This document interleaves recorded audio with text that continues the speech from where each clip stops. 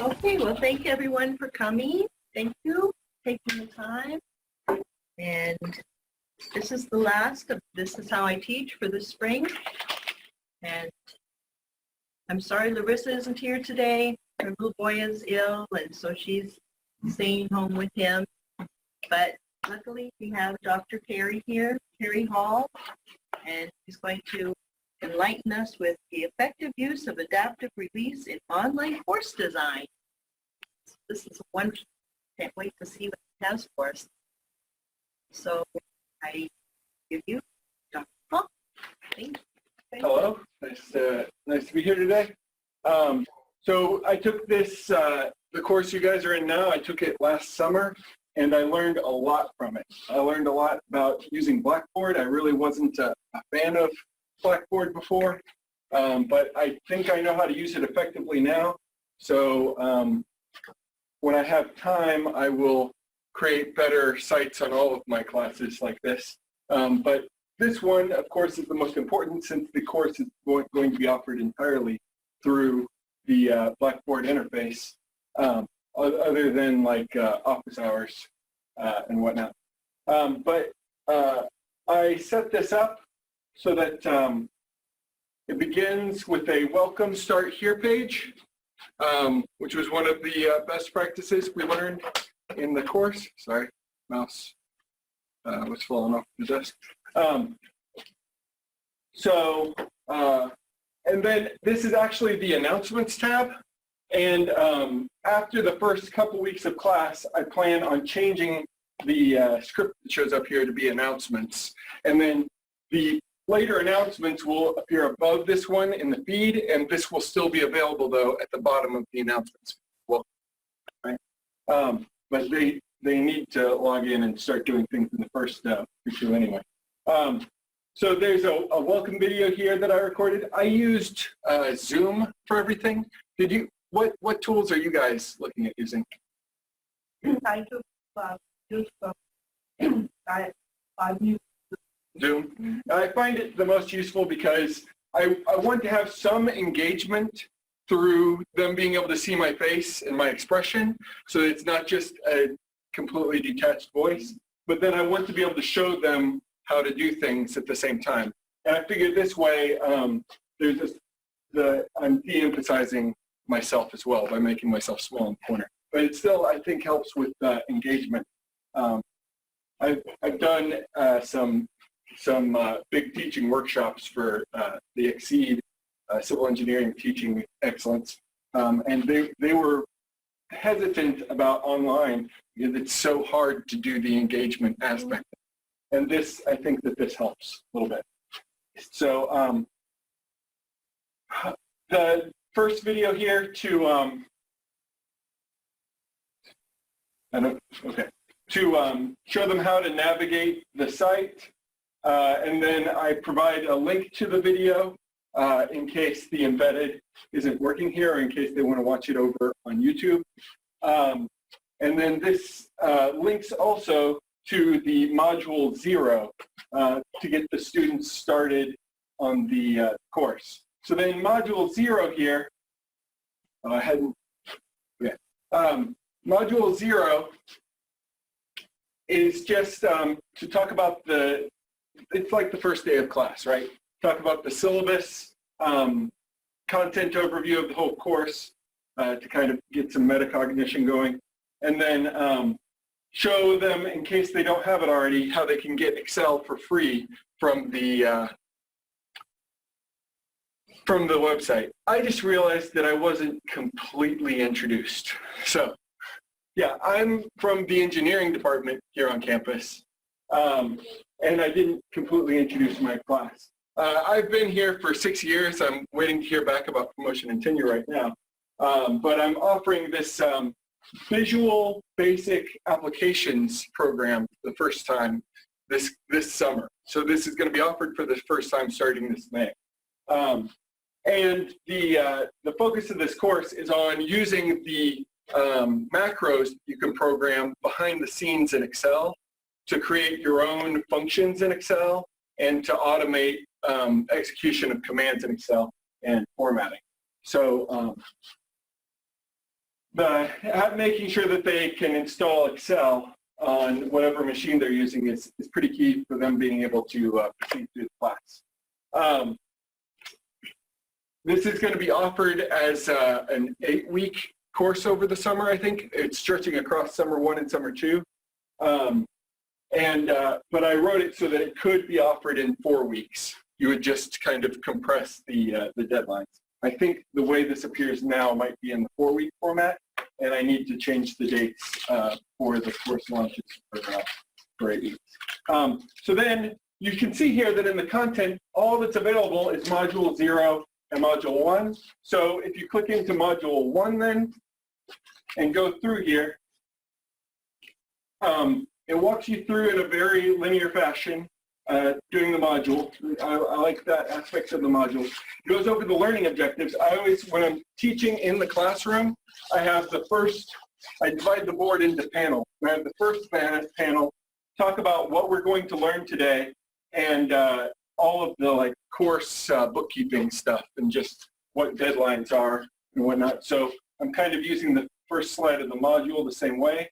And then I've cut the content up into short videos of 1 to 5 minutes. I don't think I recorded any of them at a full 5 minutes, just because I want them to be in bite-sized chunks to where I haven't lost the students' attention yet. But then I want them to be able to follow along and do the same exercises during the execution. I've given them an Excel spreadsheet that they can download the same starting point that I have there, and then they could try to follow along and do the same things, and I encourage that so that they're not just sitting and listening and falling asleep. Then after they've watched that video, right there. All right.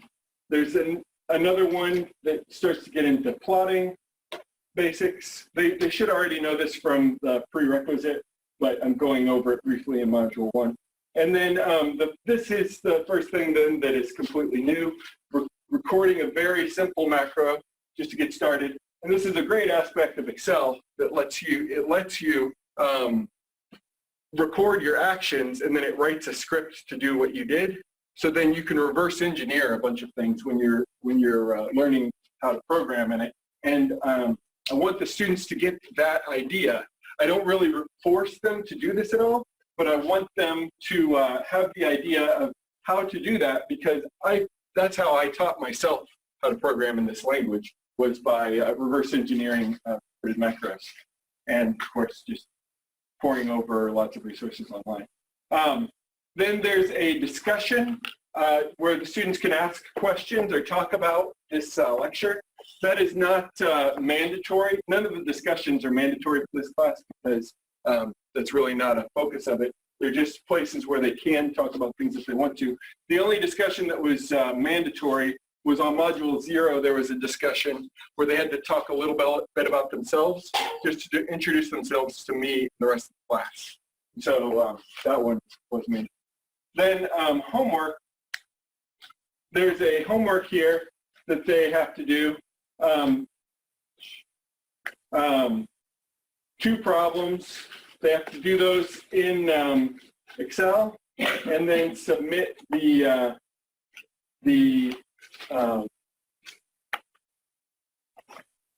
submit the results. So, then after this, there will be nothing else that they can do in content if they haven't submitted this this homework. But let's try here attaching a file. Do I have to even attach a file? Is there a small here? That's just a 32 kilobyte thing that I can attach here. And I don't think that the program cares what the file extension is. It just wants a file to be attached. No, we can say submit. Does that work? Okay. And then it's going to say here, are you sure you want to submit that, or did it take that submission? I haven't played with this in a while. to take that submission? Doesn't save something with that format, but very top Oh. red. Okay.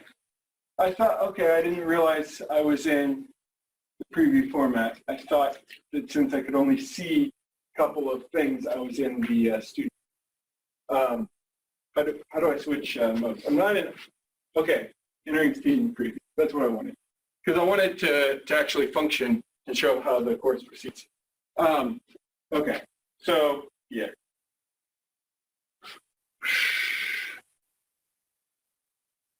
Can't do it too fast, but you have to go far enough. No? Yeah? Okay. Oh, did I just go back? I don't know how this navigates with the hands. All right, so let's submit with or without any file attached. Just click OK at the top. Okay. Thank you. Okay, so I completed that assignment. Maybe I got a 0 on it. I mean, I did just get a 0 on it, right? But that doesn't matter. Can I see the sidebar? That's what I was trying to get earlier. Now if we go to content, now module 2 has appeared. So if somebody is really, if they have time to work on the class right now, there's no date release system here. They could go ahead and move on to module 2. There's a deadline for submitting module 1 that they need to have submitted it by a certain date or they're going to lose credit on the submission. But as soon as they've submitted module 1, they can move on to module 2, and then all of this is going to be available. They can go ahead and do this, this quiz and submit the homework on this one and move on to homework onto module 3. So it's very, this is the adaptive release thing that the title of my presentation here focused on, is that I've made it so that the students can go through the course at their own pace. If they want to do it all in the first week, if they have 100 hours to spend on this in the first week, they can get through most of the course there. So it's very self-paced. Yeah. If they complete an assignment and you give them the answers, would it be possible, I guess, for them to cope with us? Well, I'm not going to give them the answers until, I might grade their, I'm not going to give them feedback until the due date. Oh. So yeah, that would actually be reason for them not to go at an accelerated pace unless they were really comfortable with the content already. Like if a student had taken tech or engineering 104 in our department, they would have actually gotten more of this than a student that took engineering 107, which is the prerequisite.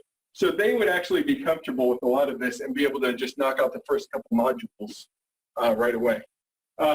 So I don't think very many students who have taken 104 will be taking this class. It's mostly for civil engineers who are interested in getting more background in automating Excel, because we use it a lot. The mechanicals have a similar class that focuses more on programming languages that they would use. And the electricals would be more inclined to take that as well. The only people that usually take the 104 class are tech students that are not pursuing engineering. So usually they wouldn't take this class. But yeah, I'm sorry, that was a digression. They wouldn't get feedback immediately. Yeah, they won't get feedback until after the deadlines. So then that answers that concern. Good question. So you can go through here and process all of the class. I do have quizzes included here. They also have to complete this quiz with a score of like 75% or better, I think, before they can proceed. But they're allowed to retake the quiz then. I just want them to show basic comprehension of the content. So these are pretty straightforward quizzes. If I remember correctly, I should be able to answer them all off the top of my head. You store text in a string. You need to do commenting for all of those reasons. Pseudocode, some of these are really silly, is for planning purposes. just showing, well, let's screw up here and say some wrong things here, and then say, all right, submit. Okay. So then it's going to show us, you get immediate feedback on how you did, right? No? You have to click the OK at the bottom. Right. I'm still, maybe I need to have a module where I teach them to use the quizzes too. But here it tells you which questions you missed, but it doesn't tell you what the right answers were. And then you can reattempt the quiz. So they can keep trying this quiz over and over again until they get it right. I wonder, can they go ahead and take quiz 2? I don't know. I'm not sure if I've got these set for adaptive release, because I don't expect the students to take the quizzes before they've read those modules. But so that maybe I should look at adding that restriction. But yeah, that's, so somebody would have to complete module 2 before module 3 would become available here. And then the other aspect of the course, there's no exams in this course. It's only a 1 credit hour class. That's another thing that if I'd had slides, I would have said at the beginning. It's a 1 credit hour class, but they can, one of the assessments is the project. And this is linked to, during the, one of the modules, it links to this, and the syllabus has a required submittal deadline for this first bit of the project. And here I'm letting them kind of define their own project. I've given them some suggestions as to what the shape of it ought to be, but I require a short document here just describing what their project is going to be, and I have to approve that before they can move on. So I think on this one, I made the adaptive release where they had to have a grade of 80% or better on the proposal before they can see the next step in the process. That way, so this is one point where they would be waiting on me if they were trying to just knock out the whole class in one day. They would have to wait for my feedback on their proposal before they could proceed. I mean, they could be programming the rest of it. They'd just be going a little bit blind there and assuming that I was going to. Then I've got it set up for the grades to all automatically, the quiz grades should automatically appear in the grade section, and the homeworks will show up in there after I've graded them. And oh yeah, the other really fun thing I've done is achievements. I don't remember what all the achievements are. Some of them are apparent to the student. This one, they know that they're going to get when they complete the course, but there are other ones that are kind of hidden. So if they click around and explore the site fully, they'll get more achievements. And then if they're doing well on the course content, they get additional achievements as well if they're earning high scores. I just thought that this was fun. I always get sucked in a little bit by the gamification of everything. I don't know if you've played any games on like Congregate or Steam lately, but they gamify gaming to where you're doing things in games to get achievements in another place. The achievements really motivate younger people. So I've set up an achievement system here, and I'm a little bit torn as to whether I should have more of the achievements be visible in this unearned tab so that they can try to figure out how to get that one. I would really like if it would at least tell them how many achievements were possible, so then they could try to unlock all the achievements. Yeah, that's the kind of thing. But I will at least tell them, I'll have to add that to the syllabus or something, or one of the videos. Tell them how many achievements are possible so they can try to see if they can get them all. But that, I feel like that will motivate students to complete the examples more thoroughly. Any questions on that? These aren't too hard to set up, and they're fun to play around with. Could you show us where that is? We would need to exit the preview and go to the editing tools, right? Let's try to do that. I just click that. Continue, delete that information.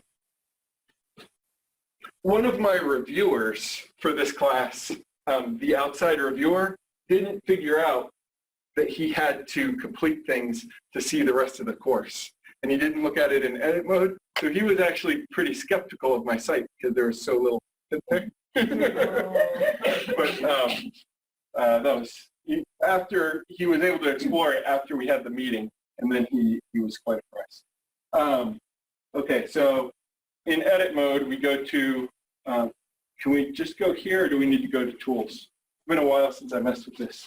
Or, no, we're not in edit mode. Achievement must be a button that's created. Yeah. Because It's, the shell does not have. it's in the tools. Okay. But you can make any of the tools be a level in the links. Yeah, can I just, because I keep dropping the mouse if I'm over there. If I load this again with edit mode on, no? Okay, well, we should go to control panel then, or course tools. I think it should be under tools. Yeah, so there's tons of tools here, and I have all of those hidden. You can't see them over here, right? But this one, and then here we'll be able to see all of the achievements that I've created so far. I want to make more, yeah, I want to make. I'm going to make more of those. Cool. But I didn't even know that existed. yeah, and then there are different kinds. They're custom and milestone, and you can. Let's see if we can try to create a new one. It's been a while since I did this. You click create achievement. Course completion. There's only one for course completion, right? But then there's milestones and customs. And then under these, there are a lot of different things that you can set as triggers. So yeah, this is, so you can do the type of name there, the location.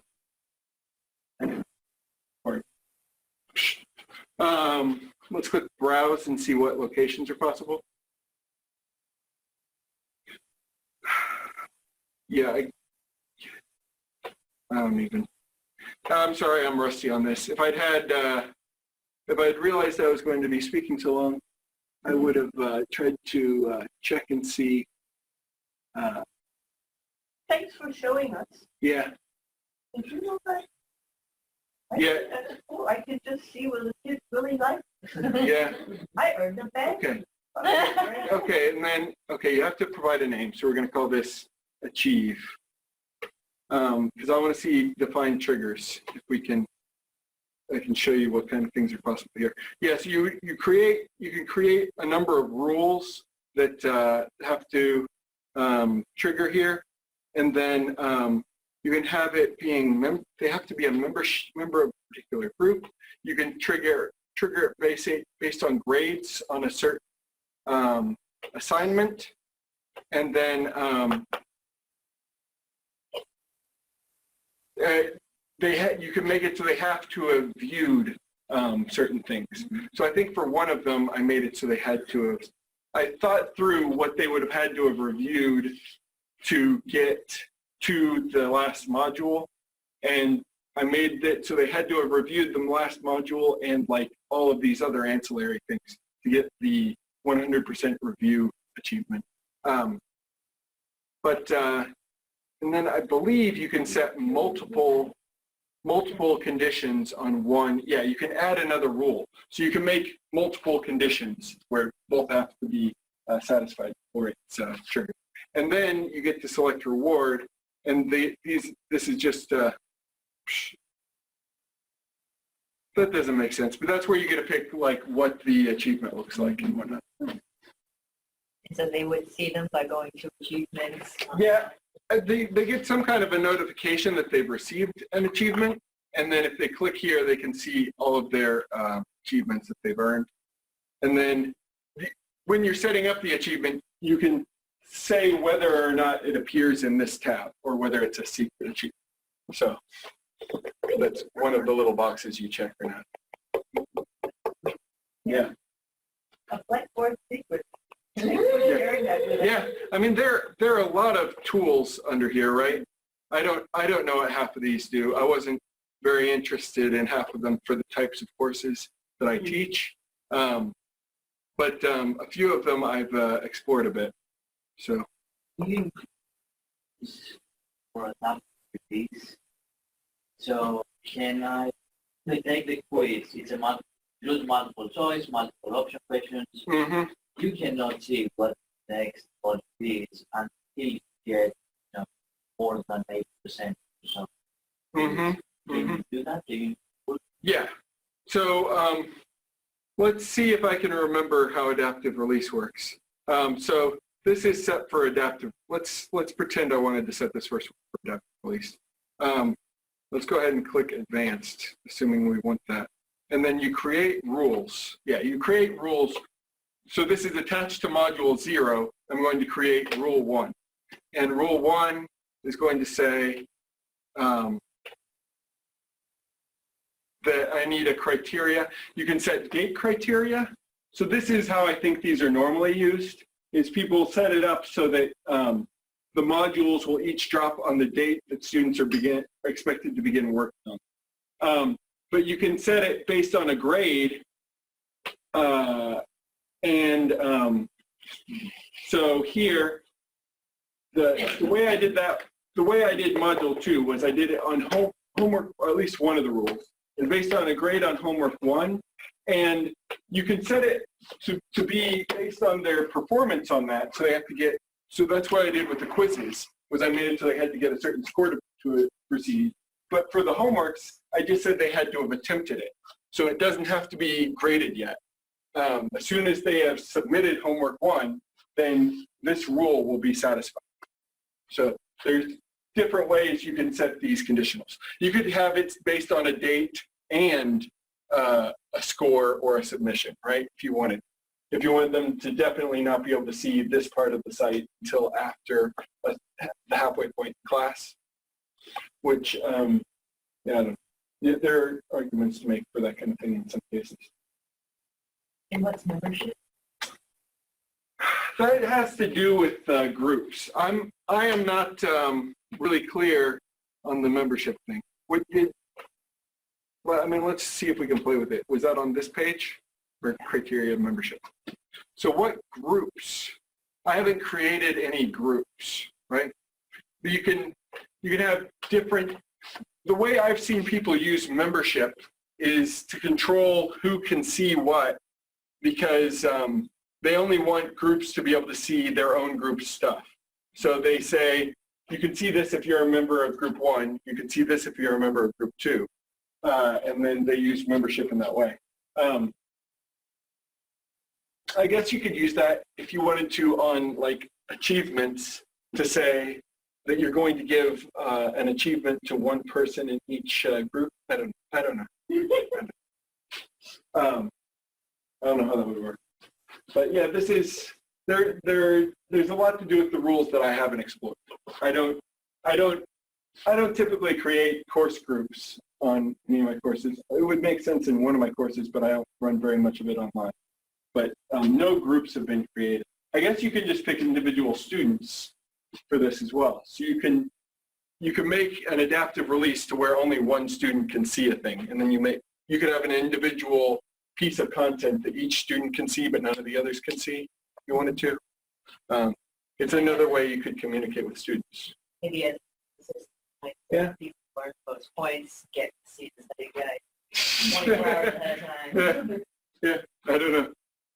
But there are different things you can do with that on both the achievements and the adaptive release. Yeah, one of my coworkers uses adaptive release this way just to restrict who can see what without any dates or restrictions. It's just on the okay. Yeah. We've covered, the discussions here. Like I said, only one of these is required. And you see here there are 2 posts in it because we played with it a little bit. But since this is an engineering course, the discussion is, you could argue that maybe I should incorporate more discussion, but the discussion isn't necessary. I just want them to know who each other are at least, so that if they wanted to seek help from classmates, they could, if they wanted to work together on things. I encourage collaboration generally in my classes, so I wanted to try to create some opportunity for collaboration and discussion. The contact tab is just me, and then the Blackboard help tab kicks them over to the IT site, right? That's what we're taught to do as a standard. But yeah, that's all I can think of to talk about this. Any other questions? No, please do. Well, this is for a general class like this, we normally run close around 24 in engineering. For the classes that all of the students in engineering take, we're usually around 24. We're usually constrained by the size of our classrooms and whatnot. I arbitrarily set this at 24, even though I don't have a classroom. So, yeah, the computer labs where we do a class like this have 24 computers in. So that's the logic behind that. You could argue that I could go to, I wouldn't need a cap. Yeah, the grading is going to take longer with more students, but yeah, if you go over so many students, you get a TA. I don't know how that works. I don't normally go over 24 students. Have you ever broken them into groups? Yes. So that would be right now groups.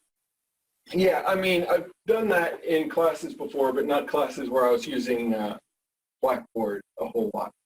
This is going to be my first online class, and I still haven't taught it yet. I'm teaching it this coming term, so I want to actually revise some of my content. I'd like to re-record a few of these videos in that 1 or 2 weeks between the end of this semester and the beginning of summer 1, because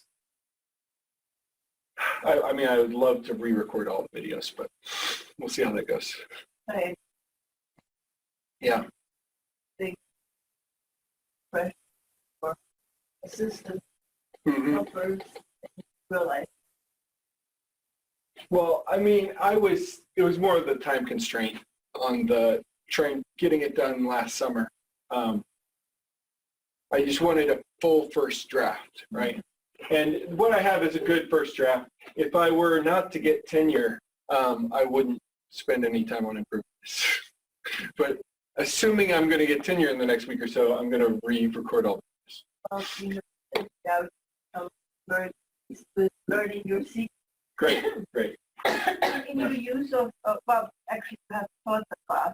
Do you think it's going to live with, you know, there are some functions that look good when you first try them out, but then when you actually try to realize it doesn't really live. I tried to play with this and break it last summer when I was exploring these options. I'd log in as a student and then I would try to break the system one way or another. And I mean, they can like submit empty homeworks if they just wanted to be able to see the late modules, but why would they do that, right? Yeah, with this sort of thing, learn how. Yeah. I feel like I've got a pretty good handle on that this is going to work the way I expect, but yeah, I won't know until the first students log in. I know some of the students are really sharp, so they might, I wouldn't be surprised if a couple of them plod through some of this pretty fast. Especially another great thing about this is if they know they've got a block of time coming up where they're going to be very busy, they can work ahead a good bit and then have some downtime. So I'm optimistic. I'm pretty confident, especially our engineering students. A lot of them are working full time while they're taking classes, especially if they've chosen to take an online class. It's like myself. I often get questions whether they will be able to work ahead my online class. But for us, they can't because in an English class you have discussion. Discussion is a large part of it, yeah. So even if I feel what you should sooner have back to give you blog responses to classmates who are behind, so it doesn't do it first. Yeah. That's the nature of the content, right? Yeah, and this is only a 1 credit hour class. Some of my colleagues teach similar programming classes as 1 credit hour classes in the classroom. And I very closely mimicked the structure that they use and just transitioned it to be online. One of my colleagues taught a similar class online last summer on a different programming language, and I've closely mimicked the way she did her, the syllabus choices, right, on how it's largely based on the homework and the term project, right? Yeah, that's what happens. Yeah. You kind of do what you have to. But you said quizzes or tests that students take it and it shows what they got wrong, but it doesn't give the answers, and they choose to retake. What function tests show? It's been a long time since I set that up, but I should Or if everybody remember. else knows, like, Yeah. not No, necessarily that. It's a good question. Yes.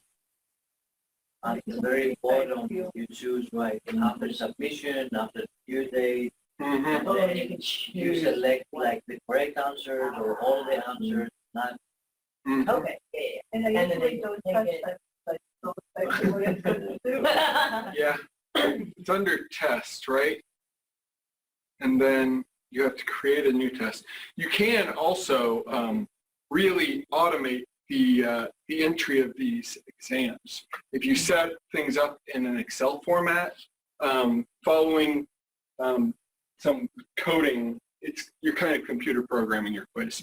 You have to follow some specific syntax and command structures, but you can have, one of my coworkers has Excel randomly generate quizzes with different questions in them, and then dump them into this format that feeds into Blackboard so that like every student has a different quiz because he's do paranoid. you need to start Excel file, do that? Is there any chance you can do the same thing now using Excel? What program do you want to use?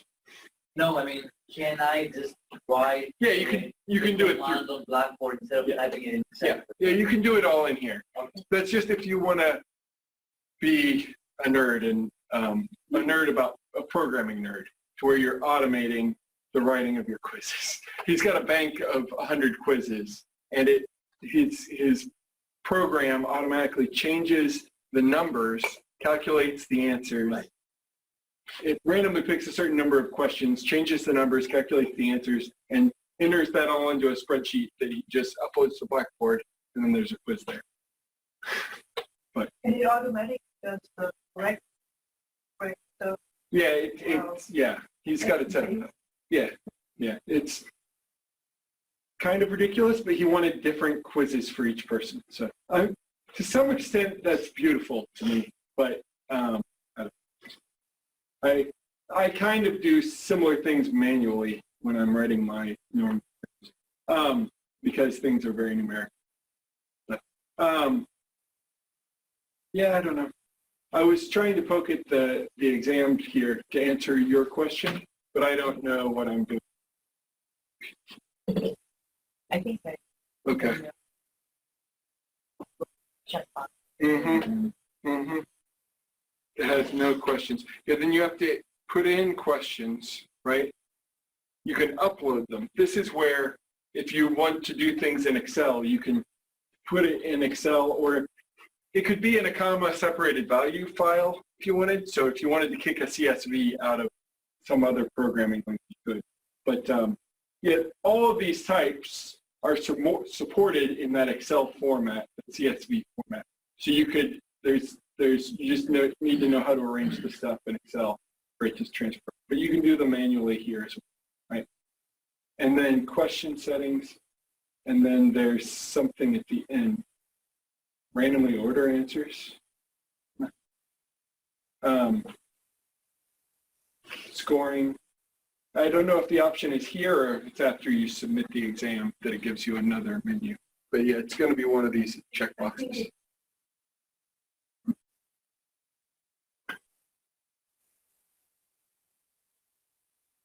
But most of this is controllable through that Excel format too, if you want to do all that. And some submit. You say, okay. Then, yeah. Okay, so I created that. Yeah, so it must have been in that menu there that I had pulled up. Once you deploy it, where ask for all the specifications. Oh, yeah, it might do it there. Yeah, because here I just created a test, but it's not on the site anywhere. Yeah, okay. Yeah, I think he uploads a test for each student here, and then he sets adaptive release on each one so that only one student can see that test. So all the students are taking different tests. Yeah, I think he's automated it somewhat. So, but yeah, he's kind of intense about things, So and he likes programming. are there students who have failed pretty early on? They didn't finish the first module, and so they couldn't see anything else? No, I mean, I haven't offered this yet, but how would they not complete the first module? I mean, if they aren't going to turn in any of the homework, they're going to fail the class, yeah. Right. I've had students, because, so they don't do the homework, but they go and take the test. Oh, yeah. So They would have to submit the homework. They would have to at least say, submit an empty homework before they could proceed to get to quizzes and tests. Yeah. And on the way I have it set up, they have to get a score of 75 or 80% on the quizzes before they can proceed to the next module either. So, I mean, if they're going to complete, but the quizzes were easy, and it tells you which ones you missed, right? But that's just some kind of, are you paying attention? Or, if somebody really wants, they can just click, click, click, click until they get it right. But they aren't interested in learning anyway, so. And the quizzes are a small fraction of their total score in the class. The project and the homeworks are weighted more heavily. So, cool. Well, we filled 45 minutes. Great. very nice. Great. Well, thank you guys for the questions. That actually helps, and this has been useful to me to bring me back into this mental space and pick this all up into my RAM again, because I need to work on it after next week. Great. All right. Thank you. Thank you. Thank you.